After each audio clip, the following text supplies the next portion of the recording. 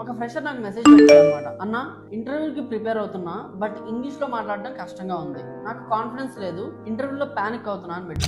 అలాంటి సిచ్యువేషన్ చాలా మంది అయితే ఫేస్ చేస్తూ ఉంటారు. బట్ మైండ్ లో క్లారిటీ ఉండాలి. First prepare smart, prepare sharp. ఇంటర్వ్యూలో ఇంప్రెస్ చేయాలి అంటే ప్రిపరేషన్ ర్యాండమ్ గా కాకుండా స్ట్రక్చర్ గా ఉండాలి. చాలా మంది బుక్ ఓపెన్ చేసి టాప్ 10 క్వశ్చన్ చదువుతారు. బట్ రిక్రూటర్ కి ఇంపార్టెంట్ ఏంటి అంటే ఈ పర్సన్ ప్రిపేర్ అయ్యాడు, రోల్ ని సీరియస్ గా తీసుకున్నాడు అనే ఫీలింగ్ రావాలి. ఎగ్జాంపుల్, మీరు సెల్ఫ్ ఇంట్రడక్షన్ అన్నప్పుడు ఐఎమ్ హార్డ్ వర్కింగ్, ప్యాషనేట్ చెప్తారు. అలా కాకుండా ఇలా చెప్పండి, I organised college fest, there I learn a lot about teamwork and handling deadlines. Now I feel like applying that experience in real time. ఇలా real life example ఇస్తే recruiter కి connection ఉంటుంది అనమాట.